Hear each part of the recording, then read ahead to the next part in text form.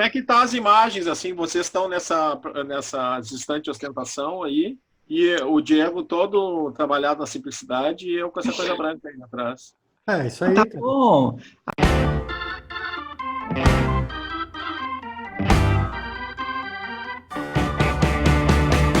Rádio Elétrica orgulhosamente apresenta Sarau Elétrico Yeah Yeah Yeah, com Luiz Augusto Fischer, Diego Grando e Kátia Suman. Convidado especial, Arthur de Faria. Canja do doutor em Jovem Guarda, Frank Jorge. Realização, Rádio Elétrica Corporation.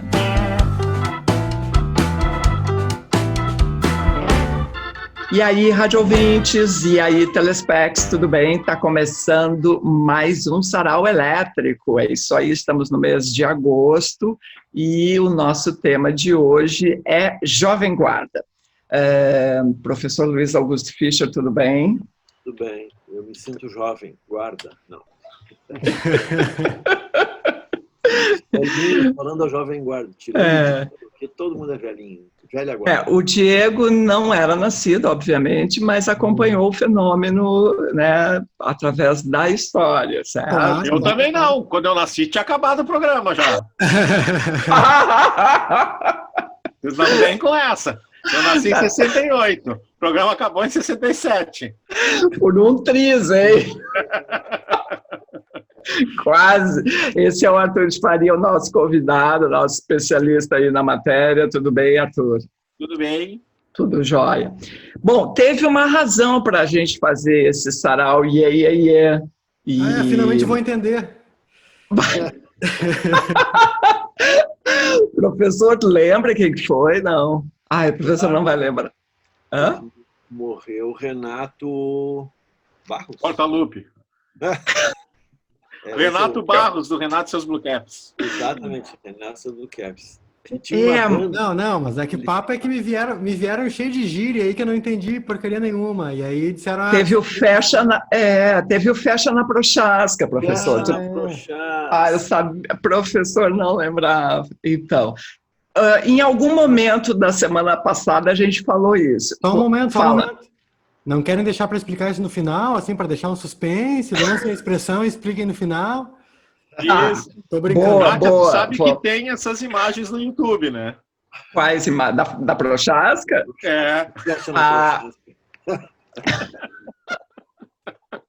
Tá, vamos deixar para o final, o Diego vai ficar pensando que será isso que ele não sabe, ele não conhece. Tá bem.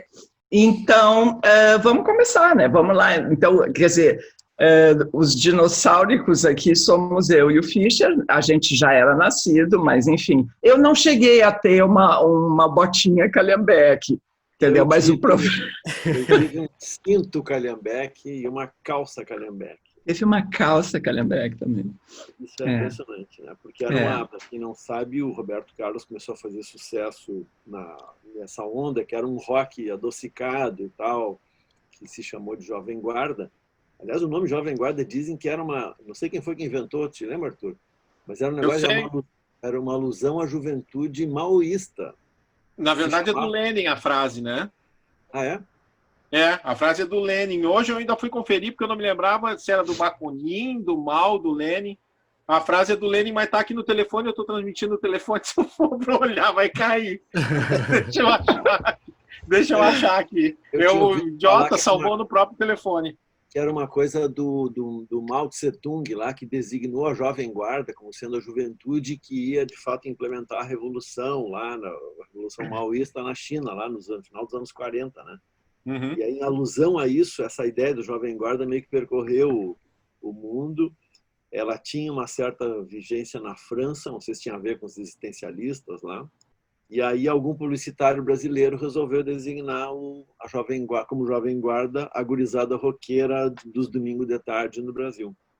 Mas na verdade a história é um pouco diferente. Achei a frase do Lenin, tá? A frase do Lenin é: o futuro pertence à Jovem Guarda porque a velha está ultrapassada. Alá, mal. Tá? Só que essa é a história. É a história que a gente conta aqui no Brasil, né? Porque a gente é brasileiro e brasilistocêntrico, né? A gente diz que o Iê, Iê, Iê é como a gente chamava a música dos Beatles. Iê, Iê, Iê era sinônimo de Jovem Guarda, Diego. Iê, Iê e Jovem Guarda era a mesma coisa. Hã? Por causa daquela música She Loves You, dos Beatles. She Loves You, yeah, yeah, yeah. E por causa de uma outra dos Beatles dessa época também, que eu tô me falhando agora, a Kátia deve lembrar, que a Kátia... É só um pouquinho. O Iê, Iê, Iê não era uma forma de isso que tu acabou de dizer, era o jeito brasileiro de se referir ao rock. Tá, mas por que isso é brasileiro-centrista? Porque na França também chamavam de descobrir mas hoje. Escrito... mas tu descobriu tudo hoje, Arthur. Porque hoje... Arthur é um pesquisador muito fajuto. Arthur. Amanhã tu vai descobrir que não era bem assim. Não, mas sabe o que Mas vem cá, como é que escrevia em francês? Do jeito que a gente escreve? É diferente. É diferente. As três coisas. Não era. Não, mas o inglês yeah. Sim, mas é para se referir a essa música aqui na Argentina. Aqui do lado, por exemplo. Aqui na Argentina, por exemplo, se chamava de música beat. A mesma coisa que a gente chamava de eles chamavam de música beat. Vocês viram um programa que o Paul McCartney fez com aquele... Puta, vou me esquecer o nome. Um apresentador de TV inglês, maravilhoso, engraçado. Sabe dessa história? Né? No táxi, no carro. Táxi não, um cara que anda pela rua e tal, né? A história do Paul McCartney é a seguinte, aí eles estão andando de carro pela cidade lá e tal, por Liverpool. E aí eles param na frente de uma casa, daquelas casas típicas, né, inglesas e tal, de um sobradinho assim. E o Paul diz, aqui eu era adolescente e morei aqui. Daí eles entram na casa e blá, blá, blá, e a moradora lá, Paul McCartney e tal. E aí ele diz, não, aqui nessa sala eu e o John terminamos o She Loves You. Aí a gente terminou e tal, e o pai dele que estava na sala, o pai do Paul, que era músico também, aí o Paul disse assim, aí fui mostrar pro meu pai, daí digo, olha aqui, pai, o que tu acha? She loves you, yeah, yeah, yeah. Aí o pai dele disse assim, não, muito boa e tal. Mas esse troço de yeah, yeah, yeah não devia ser yes. Isso está muito americano, ele disse. Imagina, e daí o McCartney falando, she loves you, yes, yes, yes. Mas o que eu ia dizer... aqui que essa semana morreu o Renato. Vou mostrar para vocês a minha enciclopédia. Que eu tenho uma enciclopédia da Jovem Guarda. Enciclopédia, verdadeira enciclopédia. Maravilhosa. Só fofoca, coisa de jornal, de época. Maravilha. Tá, mas eu quero continuar as correções depois, tá? E não foi das que eu aprendi hoje. Não vem corrigir com a tua pesquisa fajuta. Não vem com essa não é verdade. Só quero dizer o seguinte. No dia 27 de setembro de 1943, nasceu Renato Cosme Vieira de Barros, no Rio de Janeiro, líder dos futuros Blue Caps. Então, esse é o cara que faleceu aí esses dias, e por isso que nós pensamos, por causa dele e da Prochaska. Era o que eu tinha declarado. Mas só para eu concluir o raciocínio, conclui. Eu, como sou um lacaio do imperialismo portenho, né, eu já tinha falado, já tinha comentado muito isso com o Fischer e falei para a Kátia quando ela me convidou para fazer o programa, que na verdade o programa Jovem Guarda, ele é chupado de um programa argentino que se chamava Clube del Clan e que existiu entre 63 e 60, finalzinho de 62, 1963, 1964. E era exatamente a mesma coisa com os astros que seriam os da Jovem Guarda deles, inclusive o Palito Ortega e outros caras que depois ficaram famosos e que compunham aquelas músicas que depois versionadas em português na década de 70 eram o que o Sidney Magal cantava.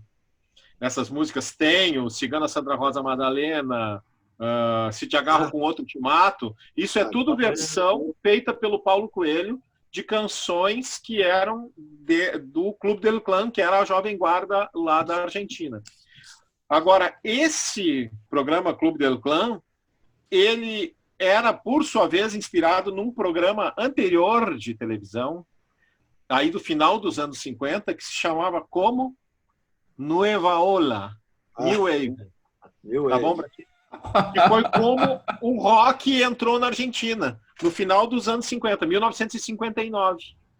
Entrou, era chamado de Nueva Ola, e aí tinha um programa de televisão, que era a Nueva Ola, que tocava esses artistas emergentes, que seria o correspondente nosso à geração da Celi Campelo.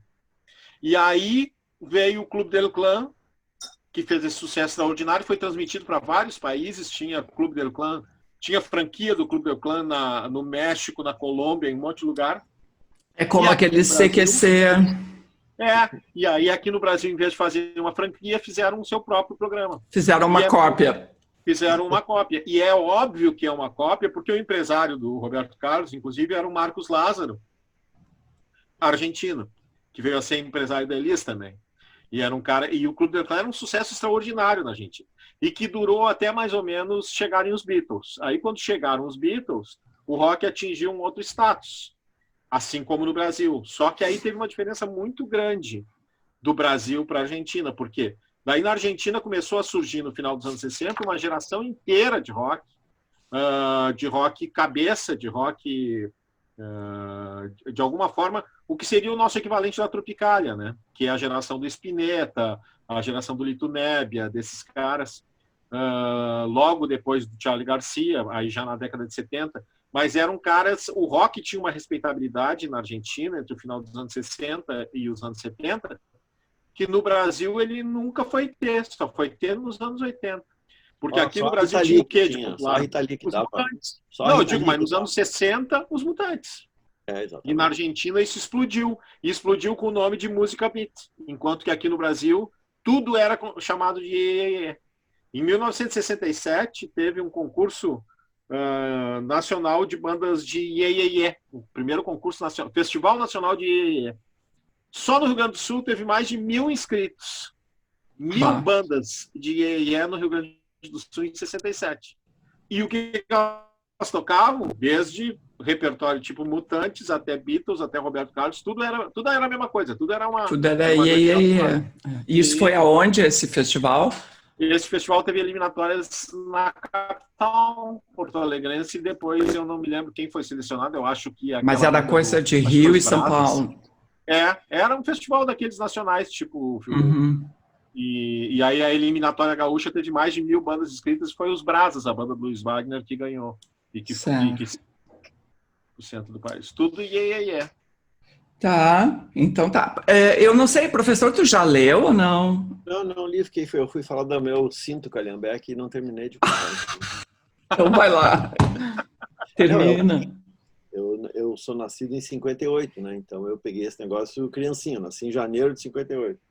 Então quando apareceu o sócio Jovem Guarda, era tudo pelo que eu me lembro, assim, na memória de menino, de criança, era tudo muito, muito interessante, né? Mas tudo, o Caetano Veloso era muito interessante, tudo era muito interessante.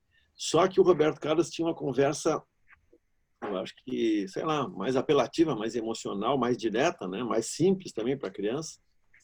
Tipo, enfim, a cada momento tem isso, tem, sei lá, os Mamonas Assassinas, né? Uma geração atrás, hein? E logo ele entrou no esquema da produção industrial. E aí foi aquele abraço. Ele tinha uma música, que aliás era uma versão de uma música norte-americana, que aqui se chamava o Calhambeque, e que pegou, assim, não tem nada a ver com rock, nem com coisa nenhuma, sei lá o que é aquilo, não. E aí logo fizeram, então tinha calça, sapato, botinha Calhambeque, era a botinha que o Roberto Carlos usava, tinha um saltinho, assim, mas aí eu não tinha grana para isso. Então eu sei que eu ganhei um cinto Calhambeque. Esse é o meu depoimento de roqueiro precoce. E isso tudo antes do programa Jovem Guarda, né? Não, isso vendia no programa Jovem Guarda. Sim, mas isso aí é sucesso do Roberto. O Roberto é chamado para o programa. Por causa do... Já tinha o sucesso, tá? Ele estourou em 62. Ele estourou em 62 com isso. Mesmo em janeiro de 58, em que eu nasci, olha qual é o conjunto que se formou e começou a brilhar. Golden Boys. Se chamava Quarteto Estrela. E depois vai fazer sucesso. Né? Tu quer que eu leia uma letra aqui? Pode ser, vamos lá. Eu leio, por exemplo, uma posterior. Tem uma música dos The Hollies, uma banda inglesa, que tinha entre os seus guitarristas ninguém menos do que o Graham Nash. E era uma música chamada Bus Stop, parada de ônibus. E dizia assim, né? Bus stop, wet day, she's there, I say, please share my umbrella. O cara está oferecendo uma carona no guarda-chuva para a moça, né?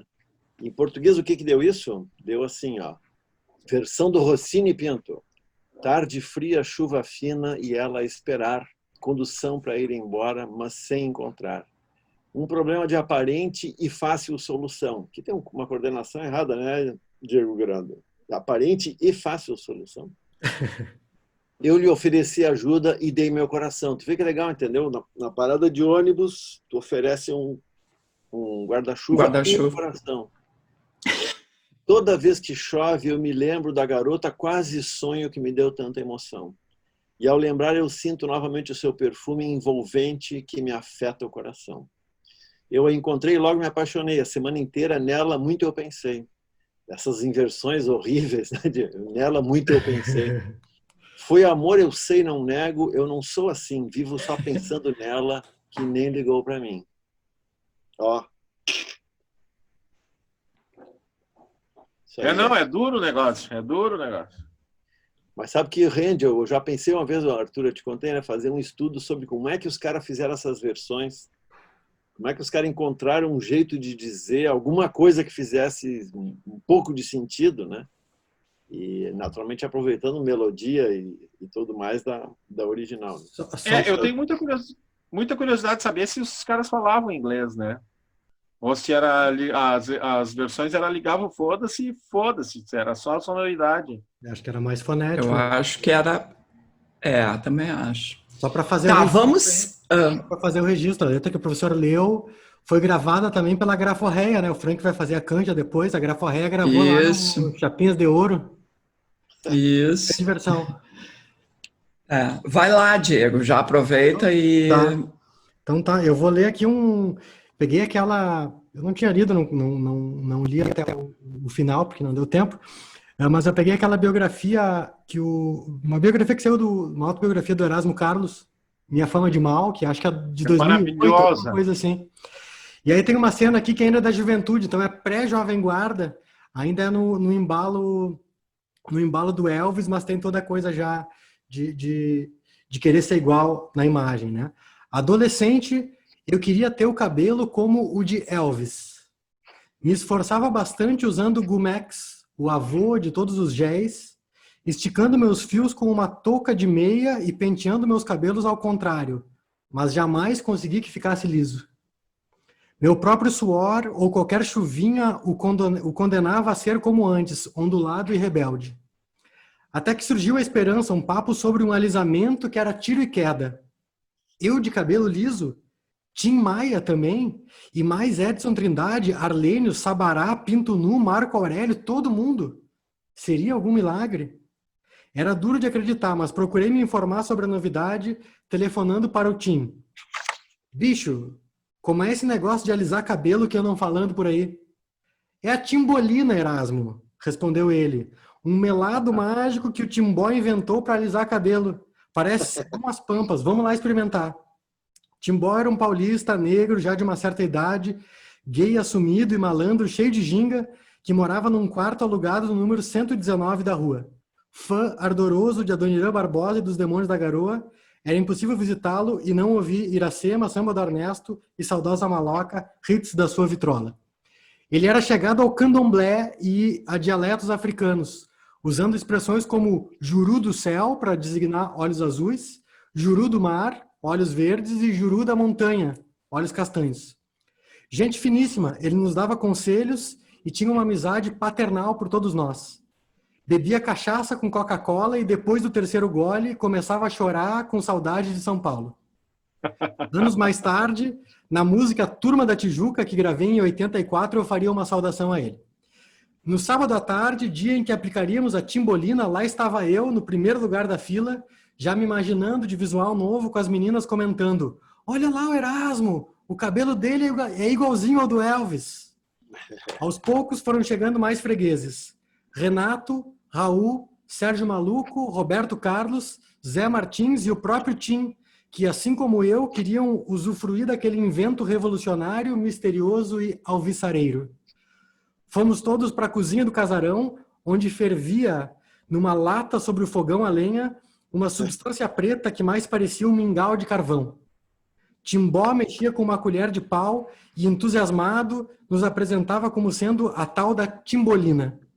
Fomos para o quintal, levando a lata ainda fervendo para ser colocada na beirada do tanque, com um murinho ao lado, servindo de banco durante o processo. O produto teria que ser aplicado quente. Timbó, com uma espátula, ia distribuindo cuidadosamente a miscelânea por nossas cabeças, ao mesmo tempo em que se gabava, dando vazão ao seu exótico, incompreensível e louco repertório de filosofias. O caboclo vai gostar, Jurupema mandou reencarnar na flor e puxar o céu para me cobrir.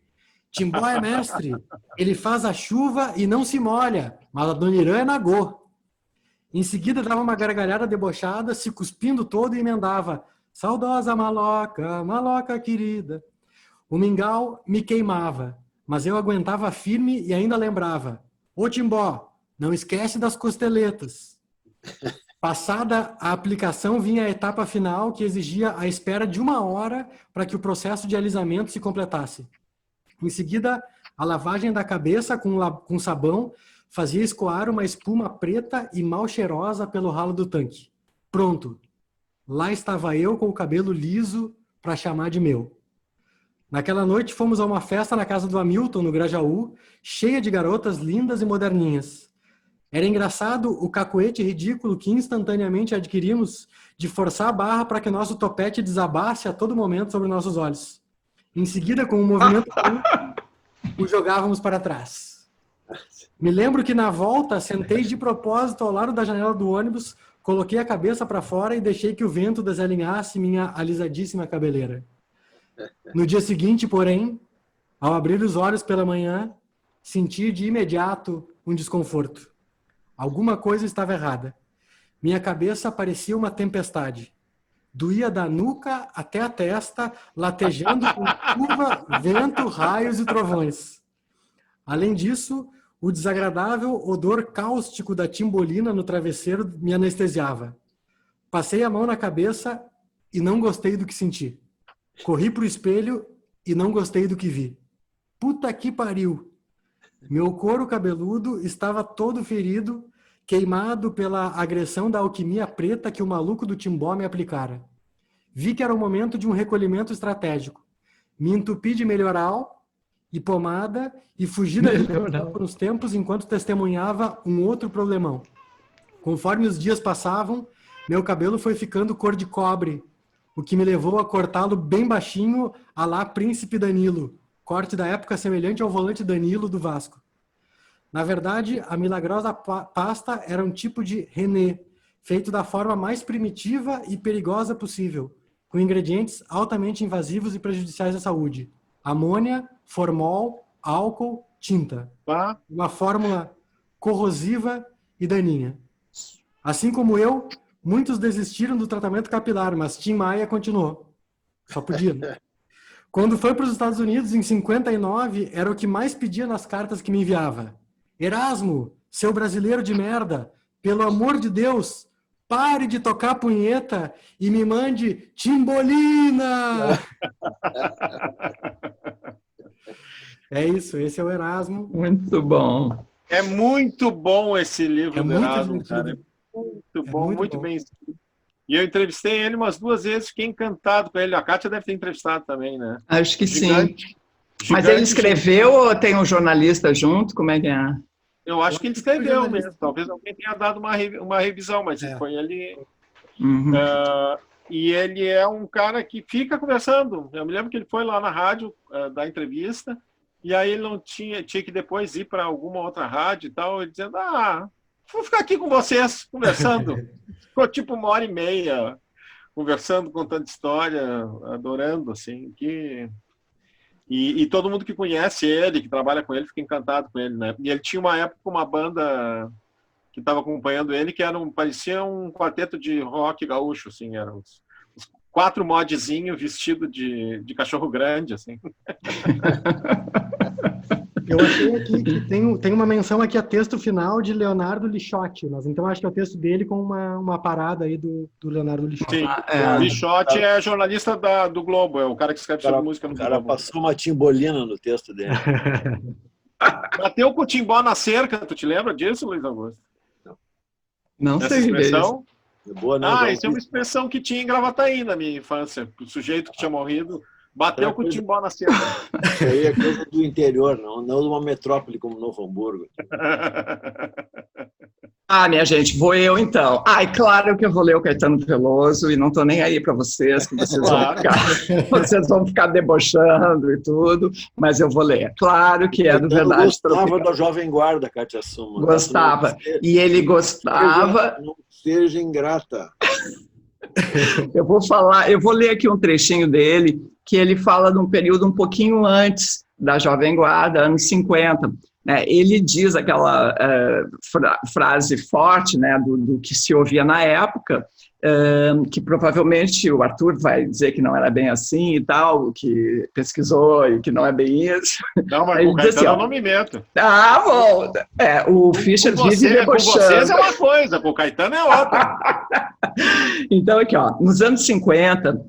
os brasileiros tinham como música comercial, sobretudo aquele tipo de canção sentimental barata, que depois de anos de bossa nova, rock americano, neo-rock inglês, tropicalismo e rock brasileiro, está falando dos anos 80, voltou a dominar o mercado no final dos anos 80 e início dos 90, qualificada como brega.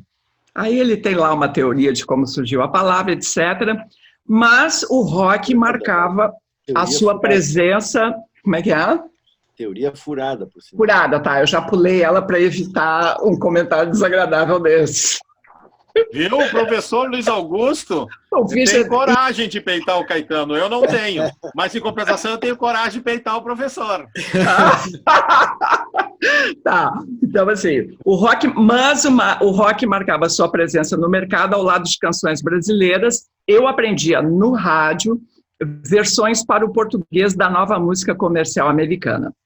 O filme, No Balanço das Horas, Rock Around the Clock, foi noticiado como tendo provocado, devido ao entusiasmo dos espectadores, depredações em cinemas no Rio de Janeiro, e quando, afinal, ele foi exibido em Salvador, no Cine Guarani, hoje Cine Glauber Rocha, suei frio, com medo de ser possuído por alguma força irracional, como tantas vezes sentia no candomblé, até me dar conta aliviado de que estava diante de uma chanchada bastante parecida com os únicos filmes brasileiros capazes de atrair filas quilométricas à porta dos cinemas a cada verão, as comédias carnavalescas primárias e eficazes que lançavam, entre piadas, as marchinhas e os sambas ao som dos quais se dançaria no carnaval seguinte.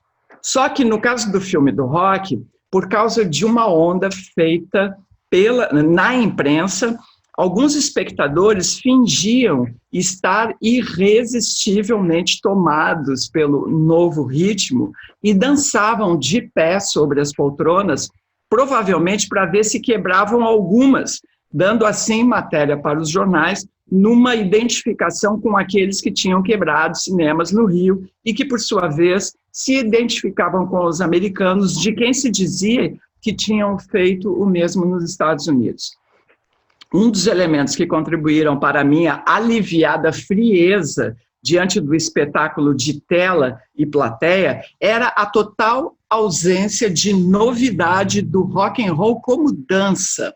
Um enigma até hoje para mim indecifrável. Não que o rock and roll como música me soasse propriamente original, só o timbre estridente e a intenção exibida, é certo, de modo um tanto canhestro, de ser mais selvagemente rítmico do que a música americana vinha sendo até ali, diferenciavam aos meus ouvidos as canções de No Balanço das Horas de, por exemplo, In the Mood, ou de tantas outras estilizações de blues de 12 compassos feitas antes. Mas a dança, aquela em que o rapaz pega uma das mãos da moça e a faz girar depois eles se dão as 4 mãos e ele a puxa por entre as pernas, etc., é que era insuportavelmente igual a tudo o que se podia ver em filmes americanos dos anos 30 e 40. Mas a força irracional, que levaria anos para me atingir, parecia dominar grande parte dos espectadores. Ele fala assim que a música brasileira e cubana eram ritmos, assim, do ponto de vista rítmico, muito mais selvagens do que essa música que se apresentava como uau, né? Mas, enfim, esse é o Caetano Veloso, um trechinho de Verdade Tropical. Feito.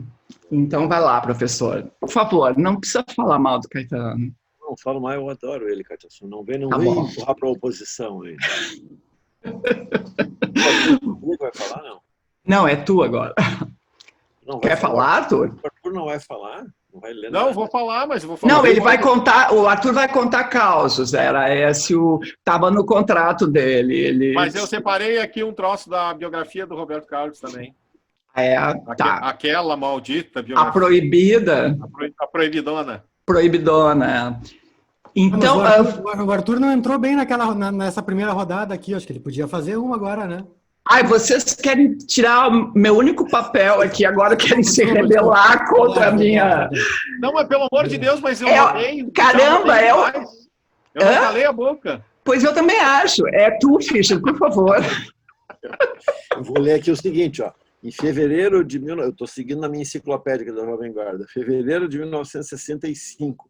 Esse cara aqui bota a Jovem Guarda como sendo um fenômeno que aconteceu entre 57 e 68.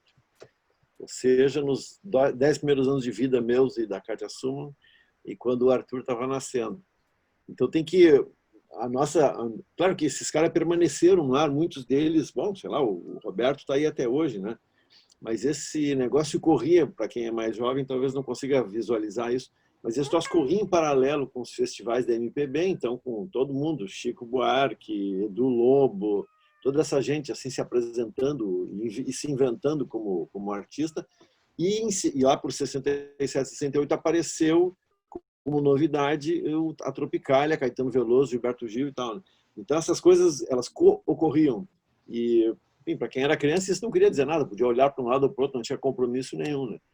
E ao fundo disso estava rugindo o golpe de 64, e esse período que vai de 64 até 68 é um período de muita efervescência cultural no Brasil, efervescência política, porque já tinha tido golpe militar, já tinham derrubado o Jango, já era um militar, o general-presidente, mas ainda não tinha, por exemplo, censura prévia. Então esse é um período assim muito interessante. E a outra coisa tecnológica que eu também sempre faço questão de lembrar para os mais jovens, nesse período não existia televisão transmitida por satélite. Isso então, é fundamental.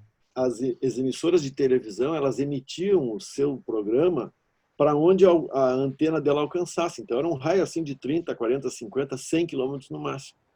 E o que acontecia é que as principais emissoras de São Paulo e do Rio, elas faziam telenovela, os festivais, por exemplo, gravavam em tape, em fita, né, como se fosse fita de cinema antiga, e essa fita que era levada para as várias praças e ia passando com 1 dia, 2 ou 3 de atraso.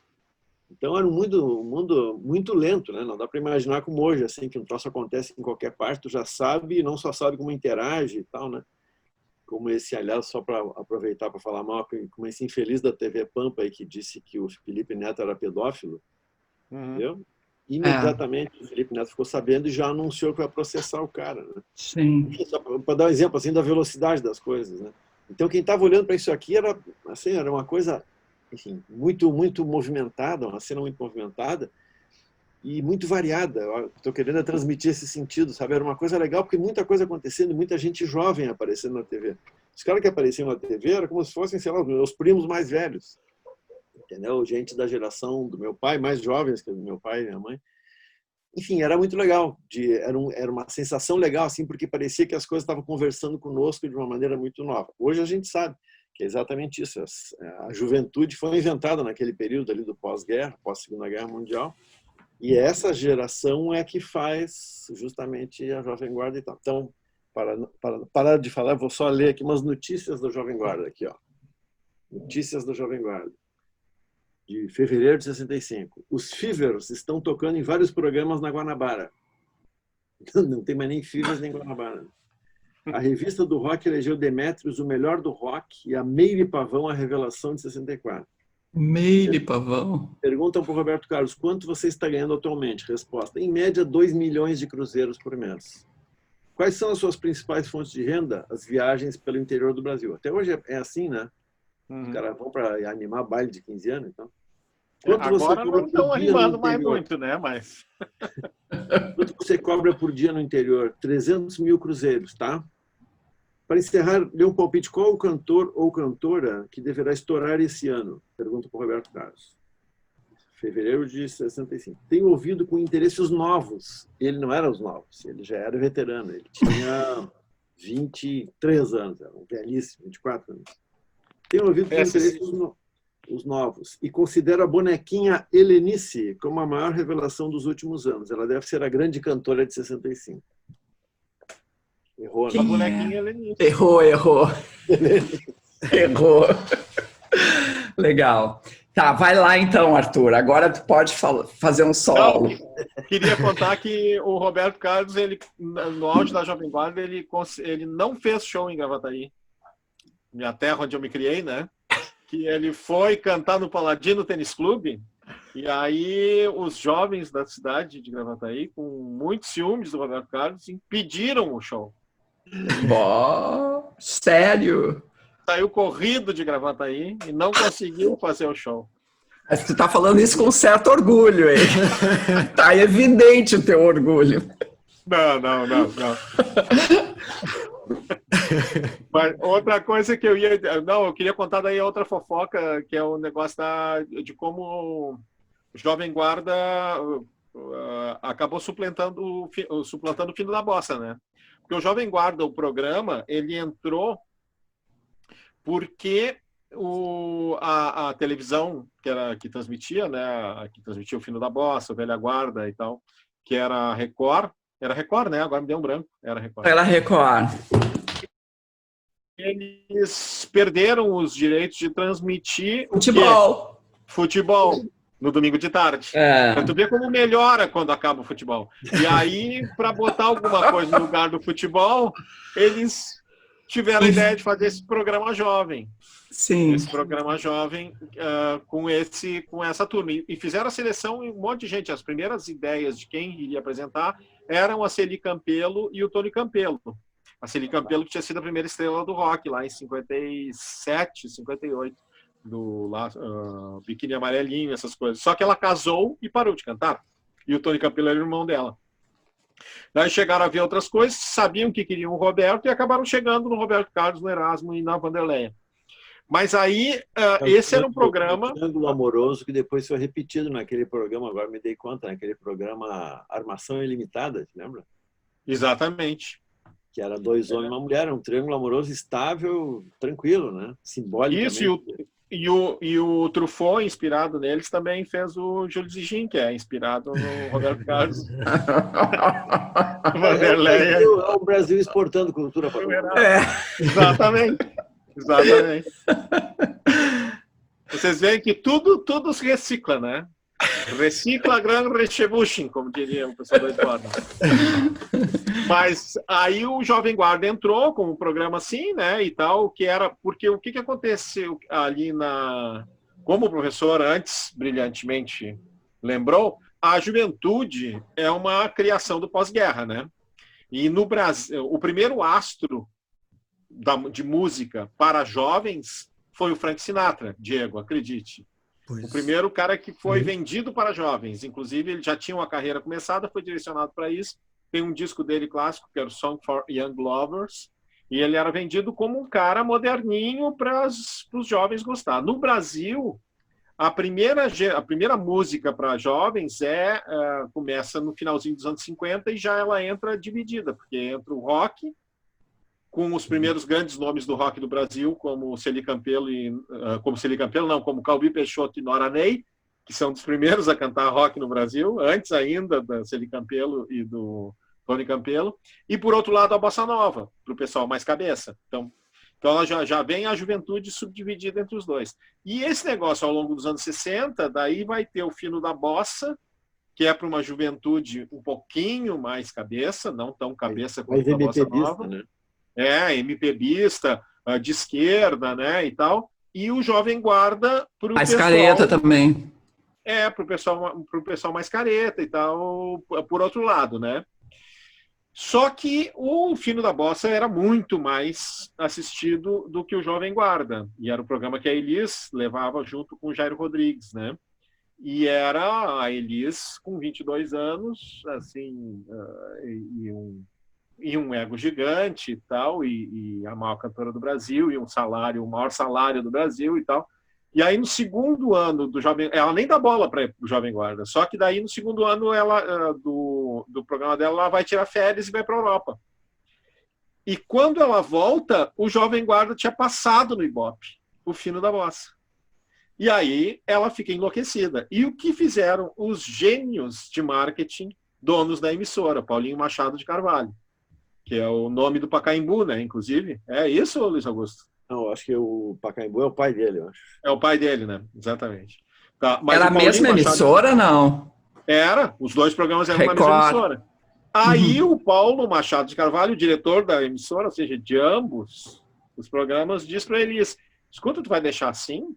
Vocês têm que fazer alguma coisa para esse negócio. E começa a botar pilha e sugerir uma passeata, que imediatamente a Elis abraça, que vem a ser a passeata contra a guitarra elétrica, que na verdade era a passeata do pessoal do Fino da Bossa contra o pessoal da Jovem Guarda, porque guitarra elétrica tinha no Brasil desde os anos 50. O Francisco Alves já gravava com guitarra elétrica.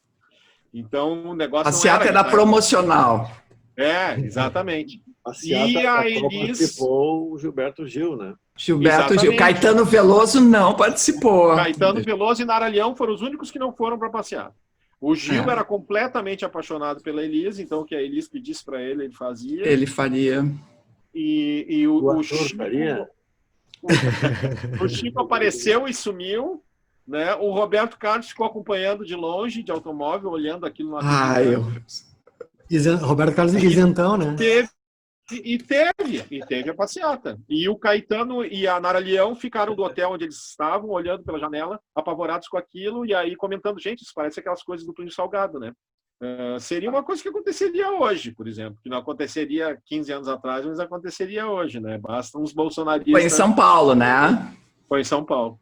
Só que... E esse negócio, tipo, 6 meses depois, o Gil estava fazendo a Tropicália. Não adiantou, porque o Fino da Bossa não subiu no Ibope, Jovem Guarda seguiu na frente, o Fino da Bossa acabou logo depois e tal. E logo depois teria, então, a Tropicália, com o Caetano e o Gil cercados de guitarras elétricas. E, tipo, 3 anos depois, a Elis estava gravando música do Roberto Carlos numa banda com 2 guitarras elétricas, ou seja... cheia de guitarra. Tudo emoções da hora. Eu não sei, o Brasil, infelizmente, mudou muito, não é mais dividido entre uma coisa e outra, né? Não, melhorou muito, uma loucura. Essa coisa maniqueísta, nossa, felizmente foi superada enquanto civilização. Superamos. Vai lá, Diego. Arthur, de quando é que foi a passeata? 66? 67, eu acho que já. Não tenho certeza, mas eu acho que é 67 e pouco. Deixa eu ver aqui. Porque o álbum da Tropicália é metade do ano de 67, né? É 67, exatamente. Pode dizer, enfim. Não importa tanto, mas eu, na verdade, eu só perguntei porque eu vou ler uma letra de um samba aqui de 66. Foi 67 a passeata da guitarra elétrica. Tá, então, vou ler uma letra de um samba aqui de 66. Meus companheiros aqui certamente saberão já na primeira palavra de quem é, mas quem está em casa, então fica o desafio aí para saber de quem é, né? Vai ser fácil, né? Mas é um samba que começa dizendo o seguinte: eu também um dia fui uma brasa e acendi muita lenha no fogão, e hoje o que é que eu sou? Quem sabe de mim é o meu violão, mas lembro que o rádio que hoje toca iê, iê, iê, o dia inteiro tocava Saudosa Maloca. Eu gosto dos meninos desse tal de iê, iê, iê, porque com eles canta a voz do povo, e eu, que já fui uma brasa, se assoprarem, posso acender de novo. E aí vem uma declamação, né? João, eu ia passando, o broto olhou para mim e disse, é uma cinza, Mora? Sim, mas se assoprar debaixo dessa cinza, tem muita lenha para queimar. E hoje, quem é que eu sou? Quem sabe de mim é o meu violão, mas lembro que o rádio que hoje toca iê, iê, iê, o dia inteiro tocava Saudosa Maloca. Isso É aí. uma cinza, Mora, é maravilhoso. Barbosa é maravilhoso, né? É maravilhoso. Sabe tudo. Vou eu então. Eu vou ler um trecho aqui de uma biografia da Vanderleia. Toma. Não é boa, tá? Mas não, também foi mas tem coisas interessantes. Pesquisa e edição de um cara, Renato Vieira, é um amontoado assim, mas tem coisas bem preciosas. Então, aqui ela conta exatamente esse momento do começo da Jovem Guarda, mas eu quero ler mais para frente. Ela diz assim, essa coisa que o Arthur estava falando, né, de cobrir um buraco do futebol, em meio às frequentes aparições na TV, que ela já tinha uma carreira como o Roberto e tal, como Erasmo, a Record fez um convite para que eu participasse de um programa de música jovem, criado às pressas, para tapar um buraco nas tardes de domingo, já que a transmissão dos jogos de futebol do Campeonato Paulista foi cancelada pela Federação Paulista de Futebol, preocupada com os estádios vazios. Sendo a cantora jovem de maior exposição na mídia, meu nome era uma escolha natural, barará. Aí ela diz que, conta aqui um pouquinho do primeiro programa, que foi em 22 de agosto de 65, mais para frente ela diz assim, ainda que cantássemos para uma plateia que pagava ingressos, Jovem Guarda era um programa de TV visto por todo o Brasil. Pensei que deveria fazer algo especial para quem estava em casa, em frente ao espelho do meu quarto de hotel, que eles faziam o programa em São Paulo e a maioria deles era do Rio de Janeiro. Comecei a bolar coreografias para cada música. Na semana seguinte, a dança que eu tinha inventado era uma febre em boates de todas as capitais e cidades do interior. As meninas queriam ser Vanderleia e eu achava isso bem divertido. O desafio era lidar com a precariedade. Não havia monitores para vermos nossa imagem no vídeo ou o retorno de voz. Era na base do vai que dá certo. Vale lembrar que nem os Beatles, quando se apresentavam em ginásios na Inglaterra ou nos Estados Unidos, tinham equipamento adequado. Nosso início na Jovem Guarda foi complicado. Aí mais para frente ela diz assim, em junho de 66, comemorei meu aniversário no palco do programa ao lado de Erasmo em uma edição especial. Eu tinha acabado de me dar de presente um carmanguia. Depois do programa, saímos todos para uma festa de arromba na casa que Erasmo dividia com Jorge Ben e a divulgadora Edi Silva no bairro do Brooklyn. Ao sair com o carro pelas ruas de São Paulo, tinha uma sensação inédita para mim de liberdade plena. Foi o primeiro bem comprado com o meu próprio dinheiro. Papai era contra a mulher no volante e não gostou muito. Teve que se conformar com a independência que conquistei. Aí ela fala assim, de certa maneira, um carrão simbolizava a minha ascensão social, já que vim de família simples. Roberto e Erasmo também deveriam sentir isso.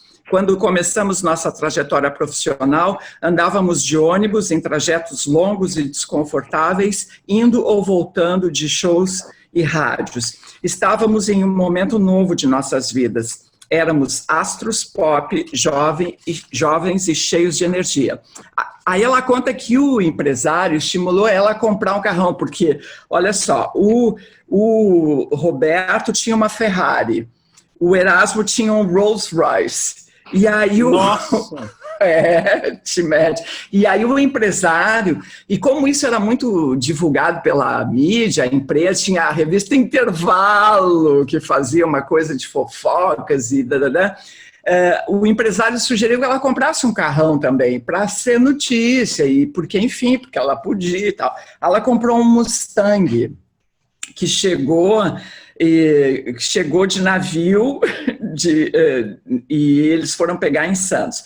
Aí ela conta que estava dirigindo em São Paulo, no tal do Mustang, e parou atrás de um caminhão de lixo, os lixeiros viram, na hora fizeram a maior festa, gritaram meu nome, acenaram, e que ela se deu conta de que não podia ter um carro daqueles, entendeu? Num país como o nosso. Aí vem todo mundo, consciência, e aí ela disse que ela não ia ter um carro daquele porque não fazia sentido no Brasil. Aí ela vendeu, e aí ela comprou uma moto, e ela ia para o litoral, ia para Guarujá de moto, uma Honda 125. Então, assim, Vanderlei lá nos anos 60, dirigindo, andando de moto, e sainha curta, cabelão, bababá, mas influenciou muita gente. É isso, Vanderlei foi assim. Grande, cara. Eu ia dizer, esse negócio de carro, estava entrando esse negócio de carro como símbolo de status, né? Era muito... tem um rock, aquele da Rua Augusta, sabe? Entrei na Rua Augusta. Entrei na Rua Augusta, 120 por hora e tal. É isso, né? Carro era a marca da velocidade, da modernidade. É meio parecido com os anos 50 americanos, lá com Marlon Brando, James Dean, né? O negócio da juventude transviada. Como é o nome daquele filme, que o James Dean é o jovem rebelde, aquele... Rebelde Sem Causa. Rebelde Sem Causa. Que no Brasil ficou sendo Juventude Transviada, né? Exatamente. Essas coisas, né? Bom, eu vou ler uma outra letra aqui, que é uma letra também meio inacreditável. Que é isso, quando o rock apareceu, né? O Rock Around the Clock é de 50 e não sei quanto, 56, eu acho. E aí o Miguel Gustavo fez uma música chamada Rock and Roll em Copacabana. Quem grava isso aqui é o Calbi. E a entrada é assim, ó, é um refrão sonoro. Diego, Rock Around the Clock é 55. 55. Então, Diego, presta atenção na força do eco sonoro. Ele começa assim, ó. Sol, sol, sol, sol, rock and roll, roll, roll. Sol, rock and roll. Sol e rock and roll. Daí diz assim, foi lá na porta do cinema, começou dançando rock and roll. Era de dia, ninguém via, mas fazia alucinado o som. Foi lá na porta do cinema, começou dançando rock and roll. Revira o corpo, estica o braço, encolhe a perna e joga para o ar. Eu quero ver qual é o primeiro que essa dança vai alucinar. E continua a garotada na calçada se desabafar. Eu vou cantando até agora, não parei nem para respirar. Aí vem um refrãozinho. Né? Aí depois a segunda parte diz, eu quero ver, quero saber onde essa onda doida vai chegar. Revira o corpo, estica o pé, a gente vai dobrar. Até eu mesmo nessa dança não parei sem me recordar. E todo mundo nesse rock vai desencanar. Rock and roll, vou dançar, rock and roll, vou vibrar. É isso aí. Pois é, o Chico Buarque depois rimou também o futebol com rock and roll. Rock and roll. Acho que é uma influência, então. Tá, agora eu acho que... eu já nem sei mais, tá? Eu não sei quem é, o Arthur, eu acho. Não sei. É o Arthur. É que o rock deixa assim a gente louco, né? Querendo quebrar as estruturas.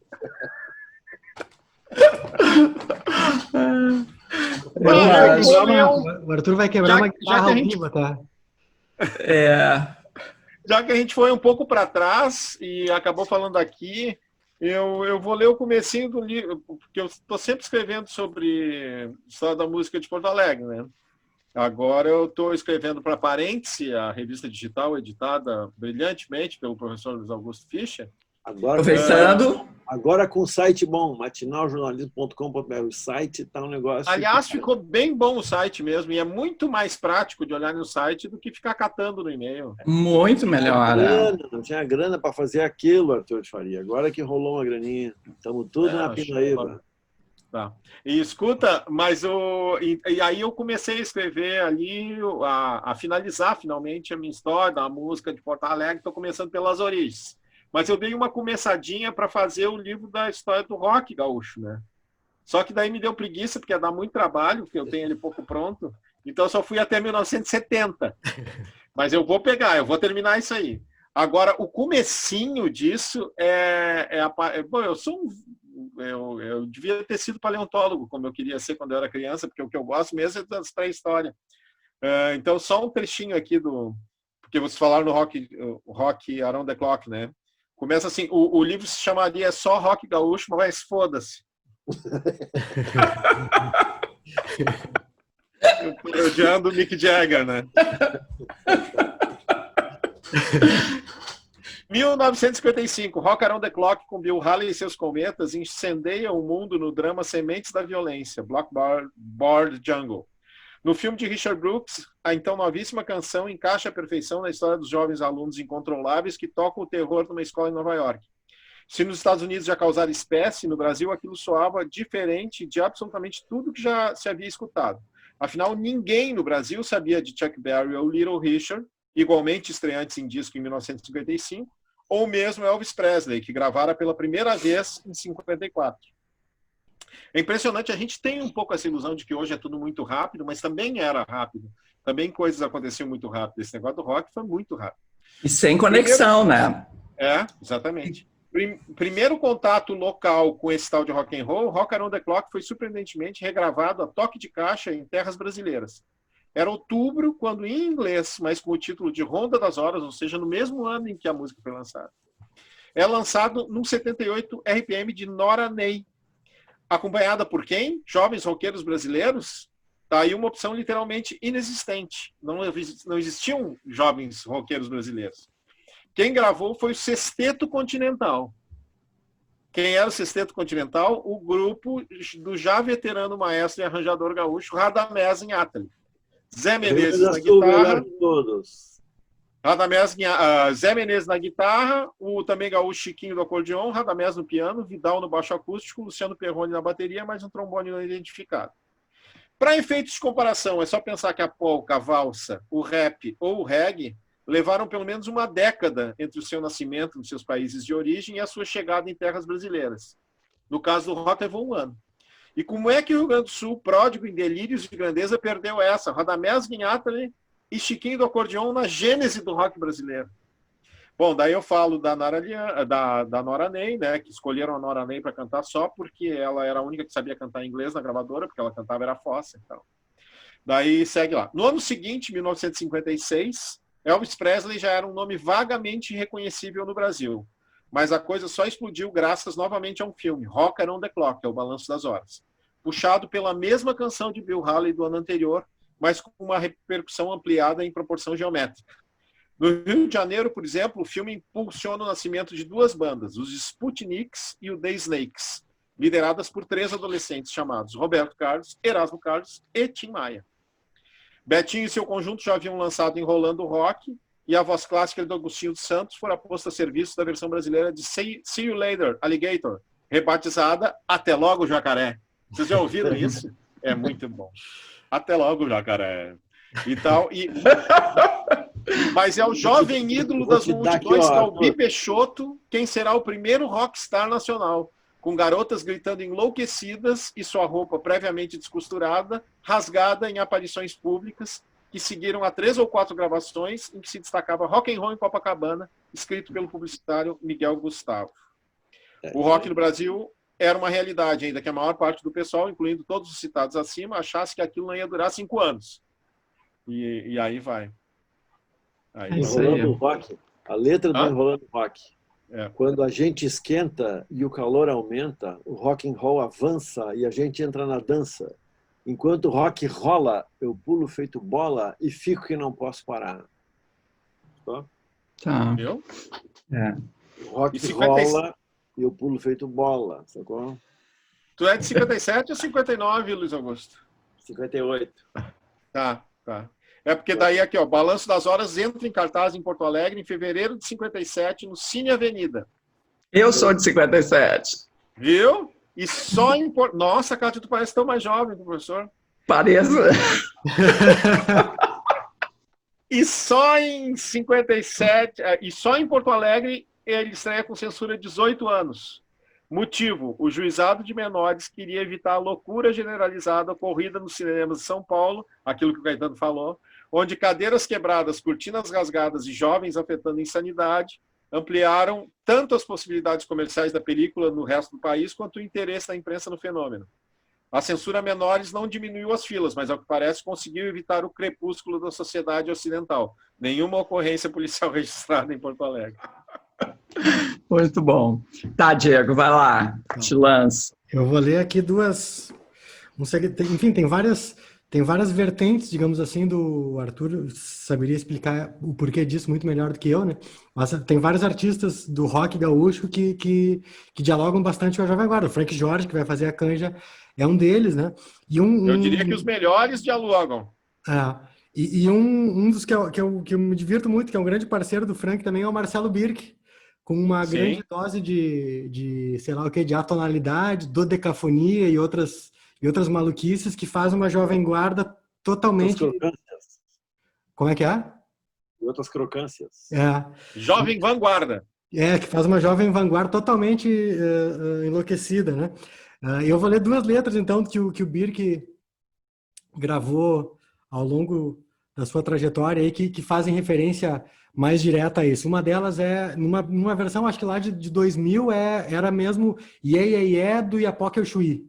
E aí, nesse álbum mais recente, que é aquele, como é que é? Timbres não mentem jamais. Timbres não mentem jamais. É só Iê, né? Então, torcida organizada, berra, plenos pulmões, macacas de auditório em... Presta atenção na imagem. Macacas de auditório em um só corações.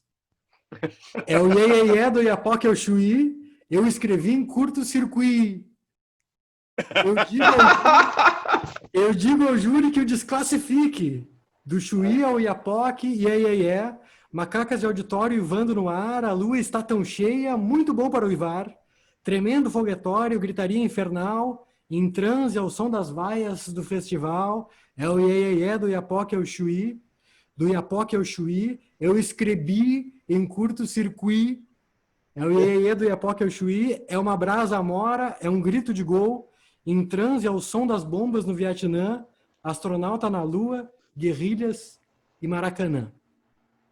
E aí tem outra que acho que é o grande hit do Birk, que é Chamas do Inferno, que é uma maravilha de música. Que tem como letra: eu vou arder nas chamas do inferno, eu vou arder nas chamas do inferno, meu amor, vou levar você para ficar comigo. Dizem que no inferno faz calor, mas talvez eu não concorde, pois há muito fogo entre nós dois, muito mais quente que este acorde. Nosso inferno é particular, duvido que você não goste, e tocando fogo na vitrola, aquele som que nos comove. Eu vou arder nas chamas do inferno, eu vou arder nas chamas do inferno, meu amor, vou levar você para ficar comigo.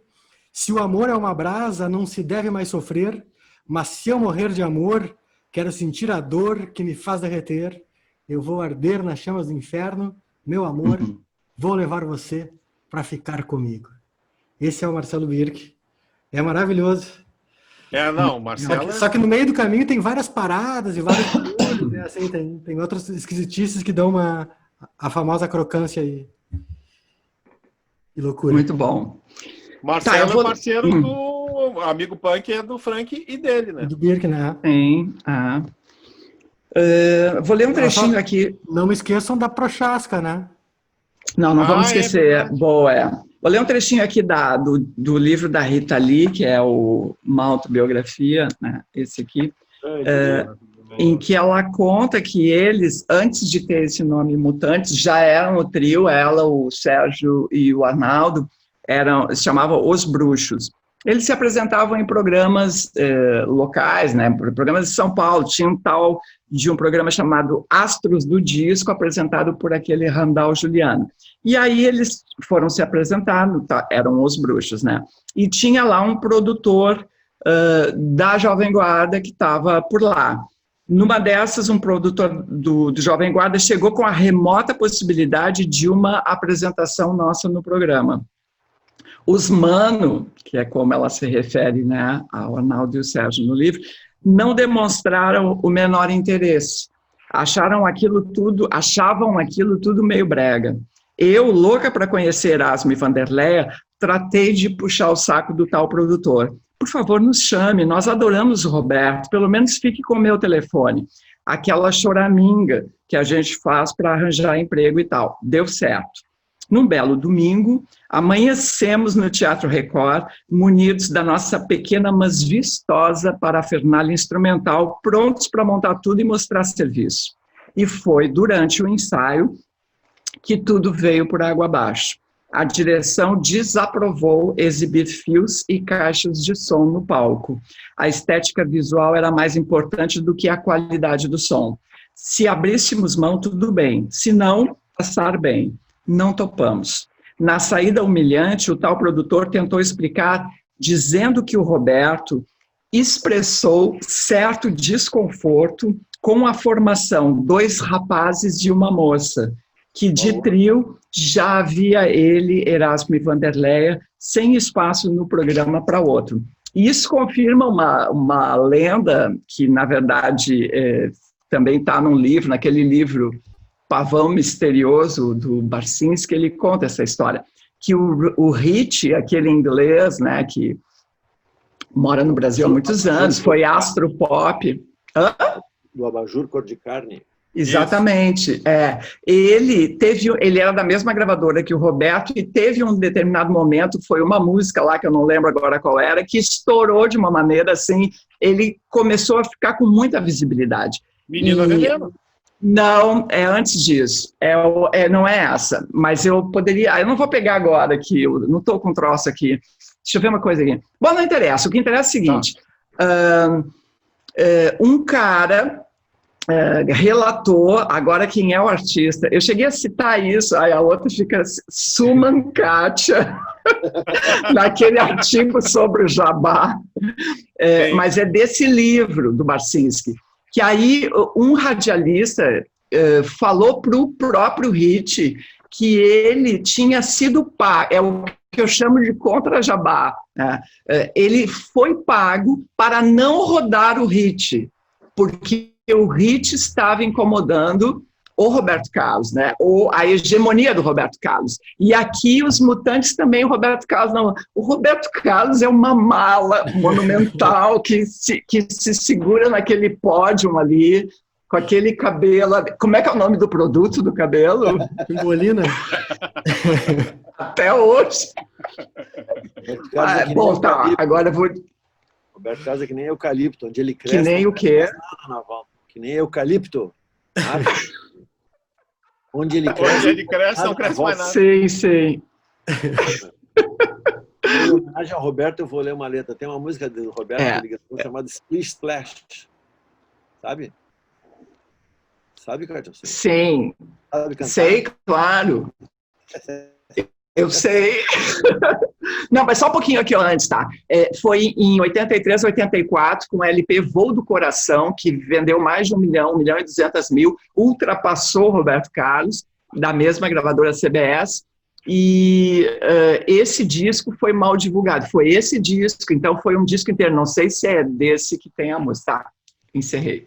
Vai lá, professor. Splish Splash. É mais um exemplo de adaptação, tradução, adaptação. O original se chama Splish Splash, do Bobby Darin, 1958. Só que a história que ele conta começa assim: Splish Splash, I was taking a bath long about a Saturday night. O cara estava tomando um banho, bababá, daí ele saiu do chuveiro.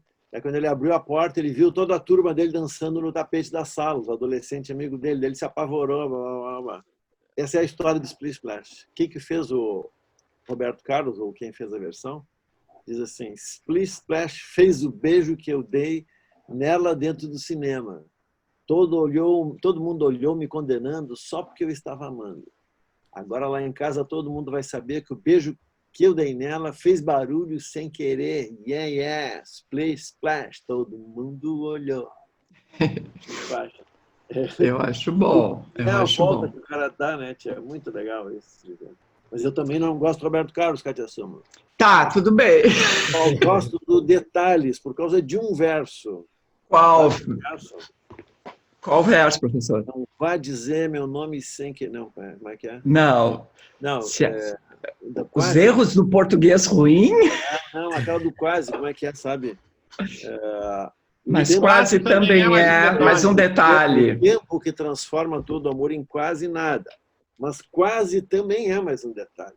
É bom. Eu demorei para entender isso aí, entendeu? Mas esse verso é do Erasmo Carlos. Quase também. Eu quase é Ah, bom, ó, entendeu? Tem toda uma construção. Mas eu não gosto da pessoa Física nem jurídica. Mas da pessoa jurídica do Roberto Carlos eu gosto. A instituição. Tá. Bom, vamos falar da Prochaska, porque eu acho que a gente já está chegando, né? Professor, já que é um assunto complexo, eu acho que deveria. Como é que nasceu a história mesmo, Cátia, que eu não me lembro mais? Era um baile de carnaval. Como assim? A história nossa aqui. A nossa, a nossa. Foi assim, no sarau passado, teve um momento que eu chorei, né, que eu fiquei emocionada com os versos do Diego. E aí eu falava assim, tira a câmera de mim, tira a câmera. E no dia seguinte, nós três conversando, e eu me lembrei daquela frase do Cláudio Brito, o jornalista, que é: fecha em mim que eu vou chorar. Todo mundo conhece isso, né? Conhece essa, né, Diego? Eu também não conhece essa. Acho que não. Não, pelo menos. Não, o Cláudio A vida tem sido generosa contigo, a vida te poupou de coisas, hein? É um momento assim que o cara viu que se emocionou, ele estava ao vivo no ar e ele aproveitou para dirigir a câmera. Fecha em mim que eu vou chorar para fazer valorizar o momento, né? Velho truque. O velho truque. E aí Hã? Não, aí tu contou que, não, só uma piada anterior, daí tu contou que alguém quis comprar o livro do Diego porque te viu chorando na leitura, né? 3 pessoas. Aí eu disse, pô, cara, Deu pico de meu aí, né, pô? Não, Cláudio Brito, uma vez estou eu tranquilamente em casa, me liga a produtora dele. Aqui é a produtora do programa do Cláudio Brito e tal, a gente queria te convidar para ir lá e tal. Eu disse, não quero. E ela, Eu disse, não, eu não quero. Ela, não, mas tu não pode? Eu disse, não entendeu. Eu não quero.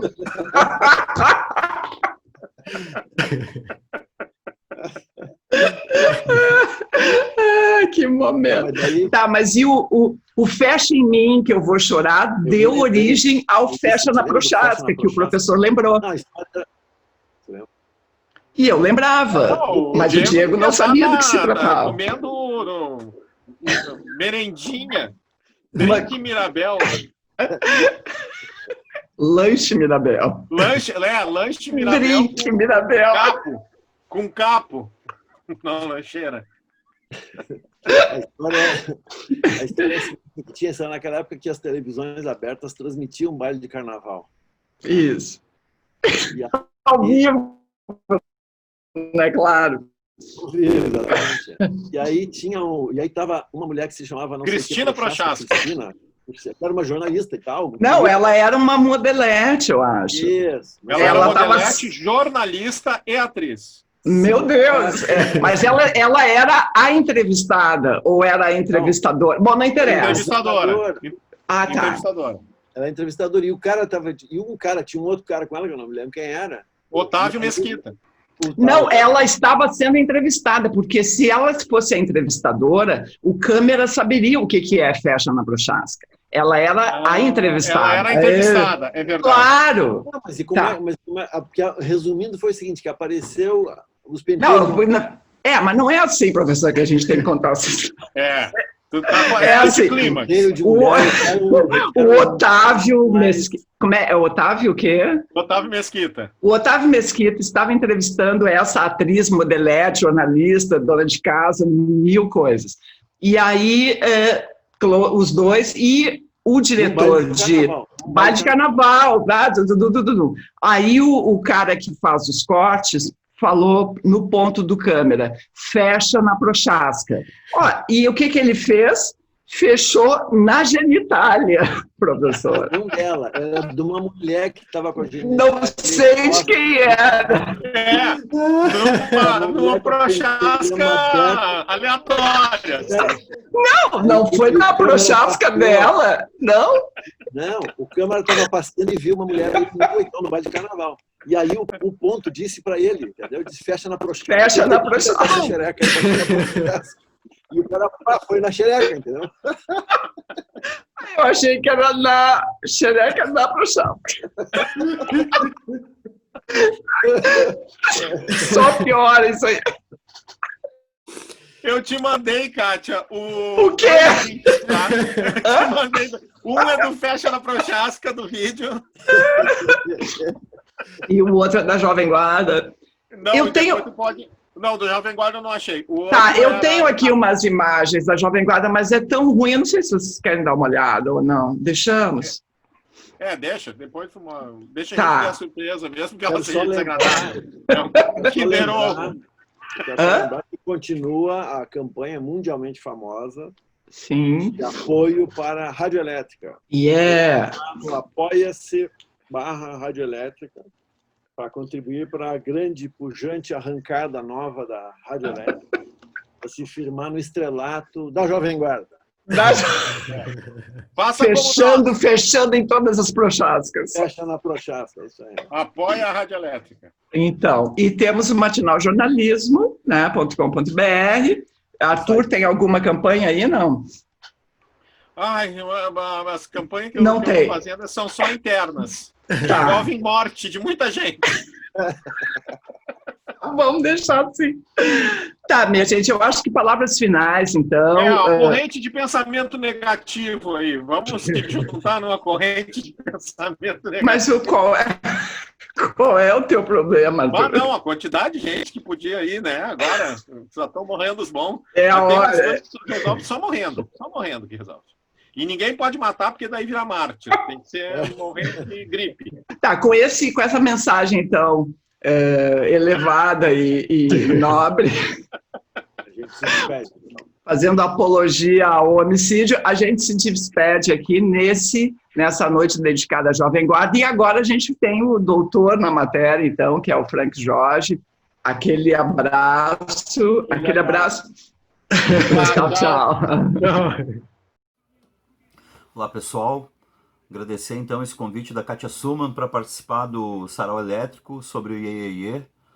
Muito obrigado o convite. E, bueno, tem uma super influência da Jovem Guarda, óbvio que de vários outros estilos da música brasileira também, mas ficou meio amalgamado, assim, ficou meio marcado a ferro e fogo essa questão do funk, da Jovem Guarda.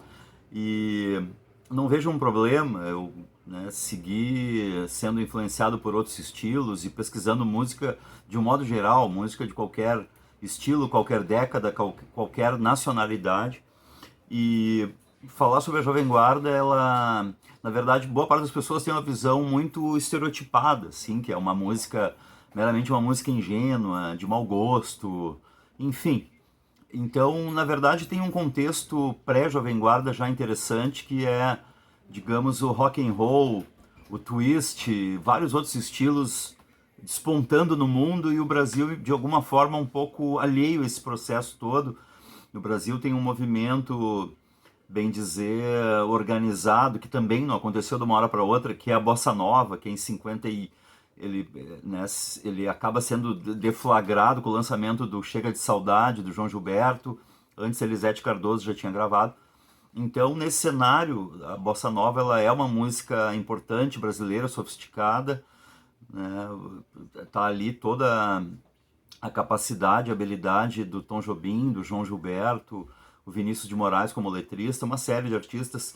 E no Brasil, simultaneamente isso vai surgindo aos poucos umas primeiras versões de rock and roll, gravado pelo Calbi Peixoto, gravado pelo Betinho e seu conjunto.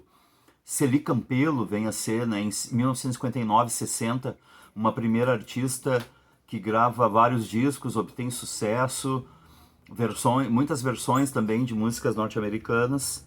Daí tem um cara também que é importante nesse cenário, que é o Sérgio Murilo, que esse cara, né, parecia que ia ser o grande rei do rock e da música jovem brasileira, né? Ele gravou Broto Legal, que foi reutilizada depois naquela novela da Rede Globo, Estúpido Cupido, coisa e tal. É um balaio sem fim essa situação toda interessante pré-Jovem Guarda, já tentando trazer um pouco da sonoridade mundial que estava rolando. Então, justamente em 63, o Roberto Carlos, depois de tanto tentar entrar na turma da Bossa Nova e receber muitos nãos, o Roberto lança um primeiro disco, Louco por Você, que é de 61, 62, que é um disco que era uma mistura, como faziam antes. Era um disco que tinha calypso, twist, balada, um rockzinho. E daí esse disco o Roberto odeia, é um disco que não emplacou.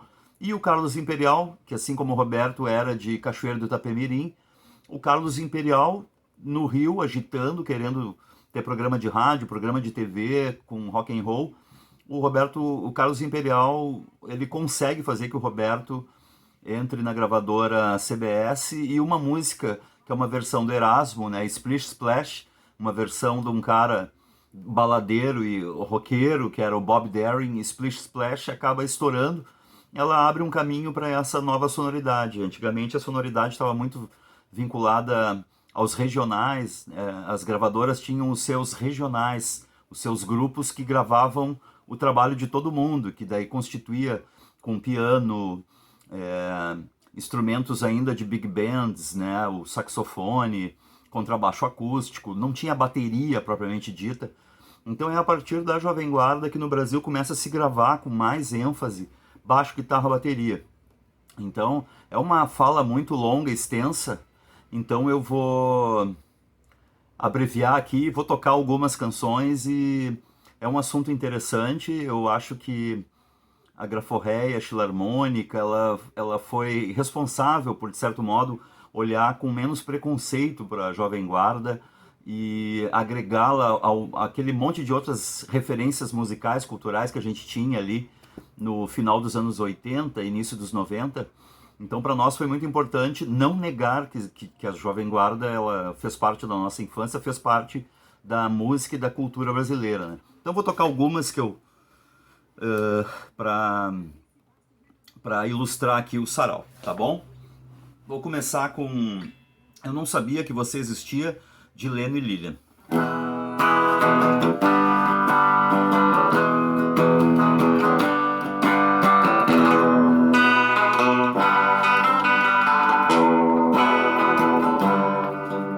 Quando eu te conheci, meu bem, não acreditei. Você era a garota que eu sonhei. Seus olhos lindos sempre olhando nos meus. Olhei pro céu e até pensei, dei graças a Deus, porque eu fui encontrar o amor que eu sempre esperei com todo ardor. Jamais imaginei, meu bem, te ver algum dia. Eu não sabia que você existia.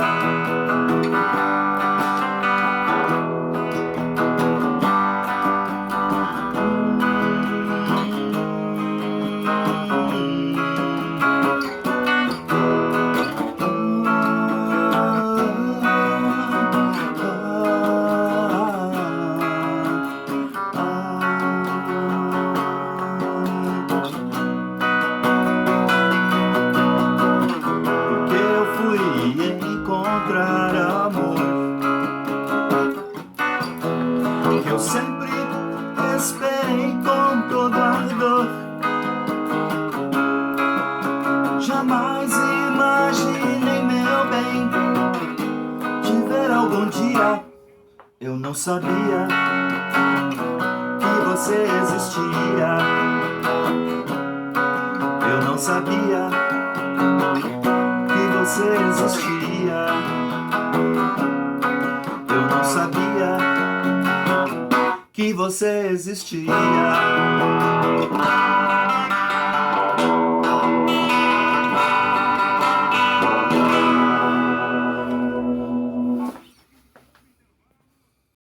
Bom, uma coisa muito importante de comentar é que 5/7 é um ano importante, com vários lançamentos nos Estados Unidos de caras fundamentais para o rock, em termos de sonoridade, postura, irreverência, escatologia, que é o Chuck Berry, Little Richard. O Little Richard faleceu há pouco tempo, no decorrer da pandemia aí.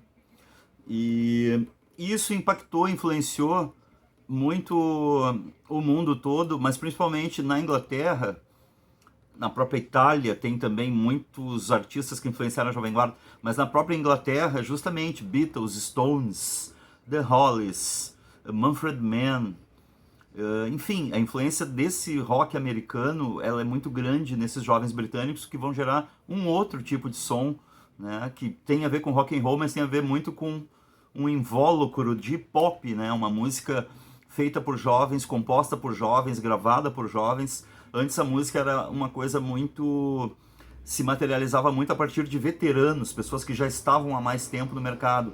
E a grande revolução dos Beatles começa por aí, né? Tem um aspecto aí importante contracultural, até um respingo importante da cultura beatnik dos norte-americanos do final dos anos 40, início dos anos 50. Então isso tudo é muito interessante, e essa sonoridade que os Beatles, Stones e outras bandas vão gerar nos anos 60, e Yardbirds também, vai influenciar o mundo todo, vai influenciar os caras da Jovem Guarda, tá?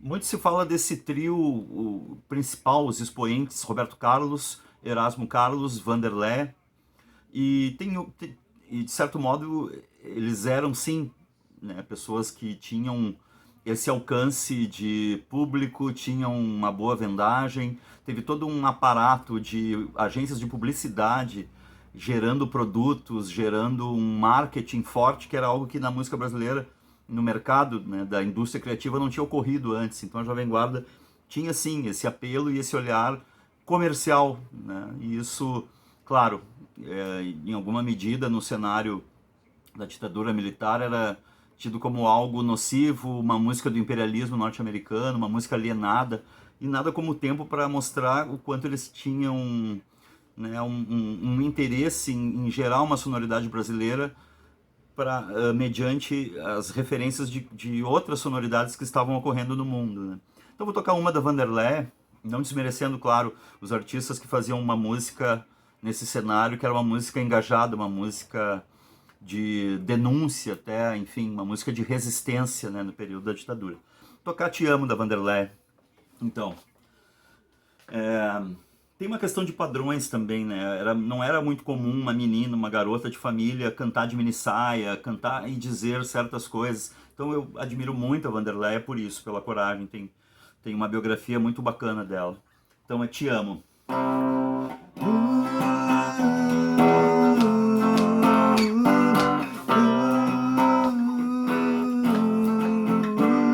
Quisera ter a coragem de dizer que é bem grande o meu amor, mas não sei o que acontece, minha voz desaparece quando a seu lado estou.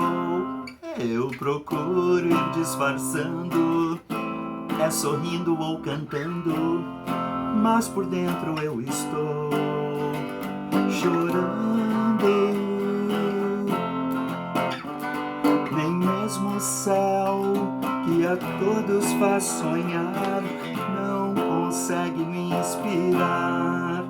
Eu só sei que estou sofrendo, pouco a pouco vou morrendo, só por não saber falar. E sozinha eu te chamo, bem baixinho eu reclamo, que vontade de dizer te amo.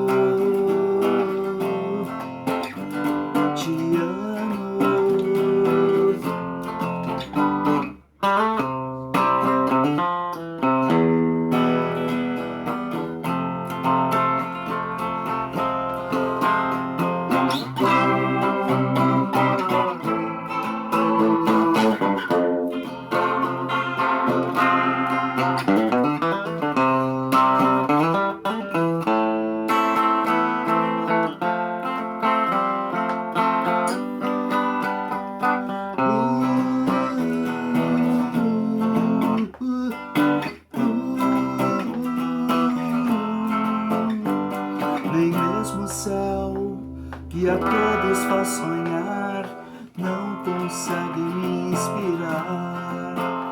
Eu só sei que estou sofrendo, pouco a pouco vou morrendo, só por não saber falar. E sozinha eu te chamo, bem baixinho eu reclamo, Que vontade de dizer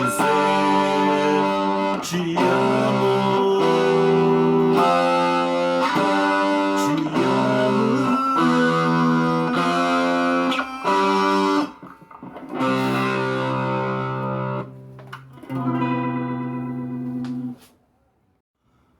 Aí, em 65 acabaram inventando um programa de TV, tinham encerrado o contrato com a Federação Paulista de Futebol para transmissões dos videotapes dos jogos, e daí ficou um buraco na programação da TV Record, criaram o programa Jovem Guarda.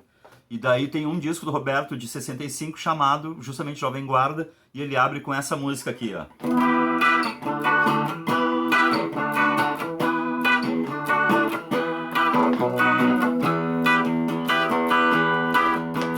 De que vale o céu azul e o sol sempre a brilhar? Se você não vem, eu estou a lhe esperar. Onde quer que eu ande, tudo é tão triste. A mim não interessa o que demais existe. Quero que você me aqueça neste inverno e que tudo mais vá pro inferno. De que vale a minha boa vida de playboy se entro no meu carro e a solidão me dói? Onde quer que eu ande, tudo é tão triste. A mim não interessa o que demais existe. Quero que você me aqueça neste inverno e que tudo mais vá pro inferno. Não suporto mais você longe de mim. Quero até morrer do que viver assim. Só quero que você me aqueça neste inverno e que tudo mais vá pro inferno. Ai, que tudo mais vá pro inferno.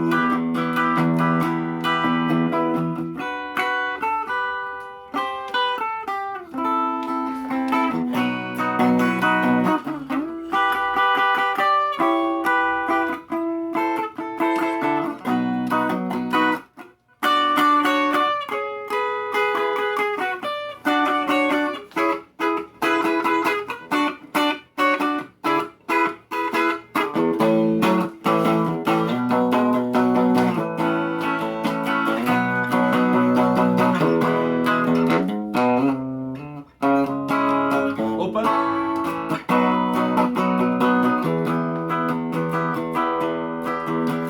Não suporto mais você longe de mim.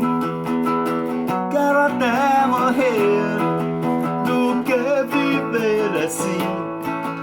Só quero que você me aqueça nesse inverno e que tudo mais vá pro inferno. E que tudo mais vá pro inferno.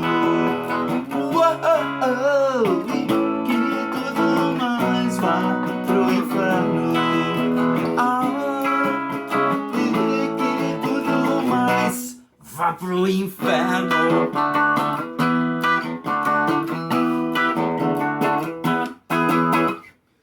Desculpa ali, uma folha azul, né? Ia fazer tudo de novo.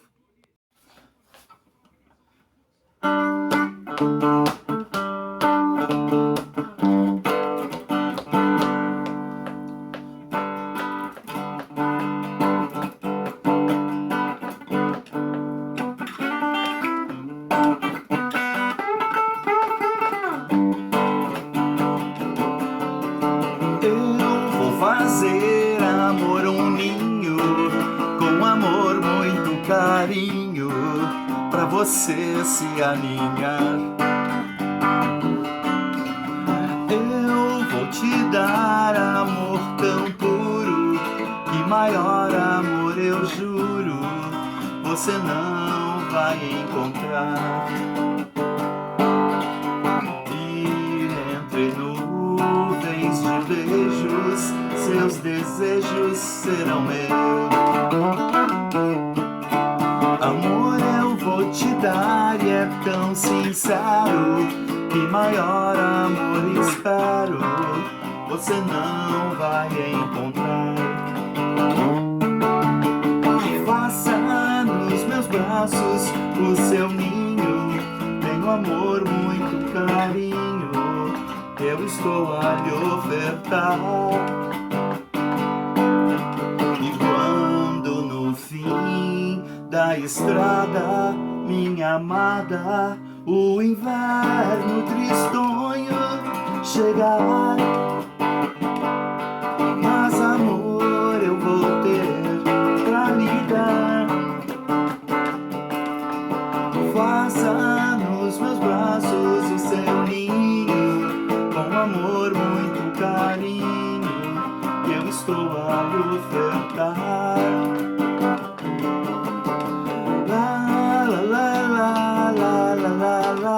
Todo mundo.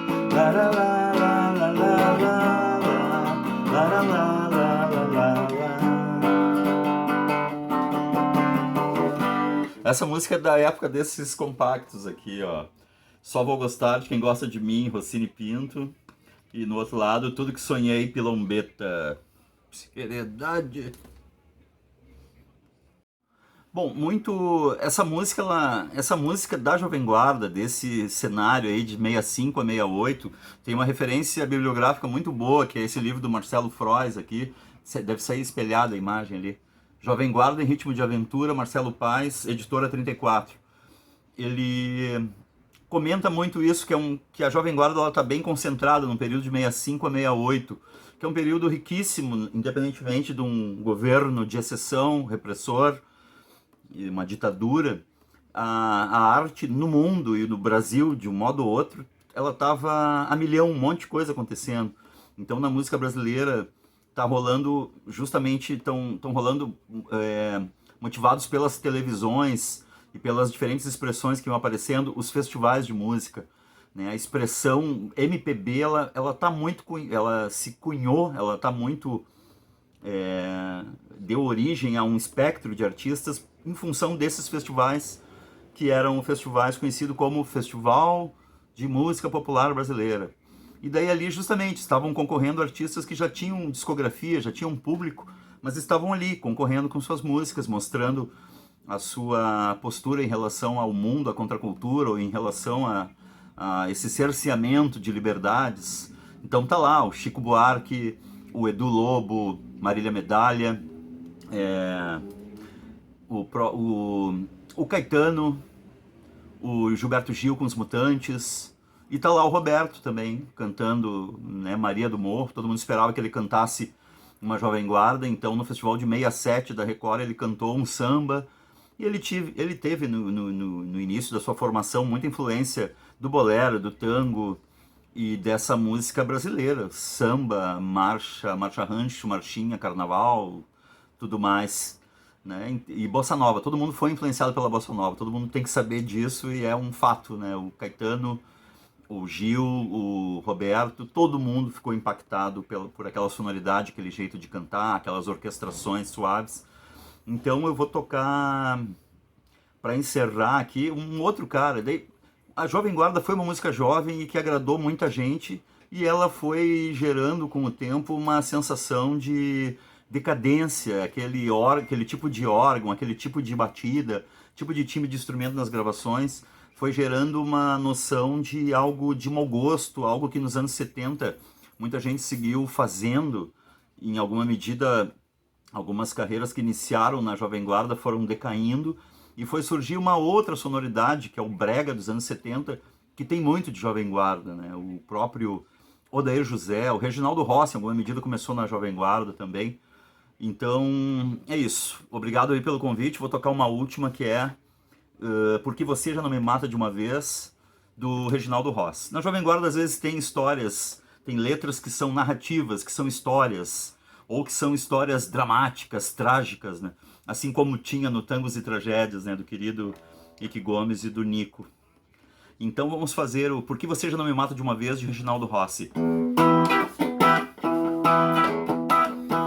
Eu te dei tanto amor, em troca recebi maldade, mas deste nosso amor ainda me restou saudade. Ninguém no mundo amou tanto quanto eu amei. Só não entendo por que tanto mal você me fez. Porque você já não me mata de uma vez. Porque você já não me mata de uma vez.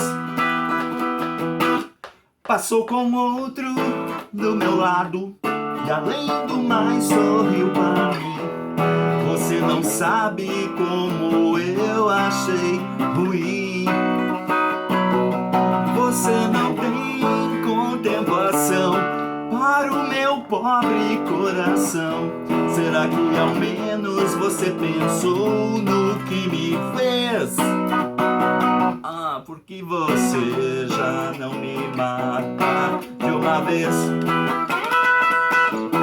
Porque você já não me mata de uma vez. Quisera eu poder gostar eternamente de você, todos os dias ao seu lado amanhecer. No entanto eu costumo enjoar bem mais depressa que o normal, pois quem resolve me amar só se dá mal.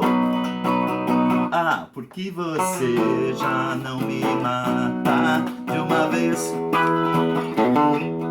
Porque você já não me mata de uma vez. Porque você já não me mata de uma vez.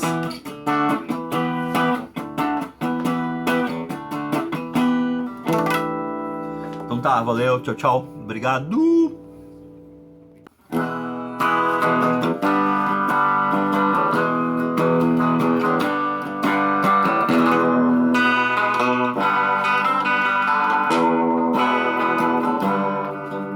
Quando eu te conheci, meu bem, não acreditei.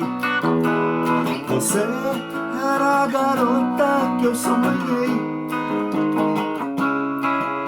Seus olhos lindos sempre olhando nos meus.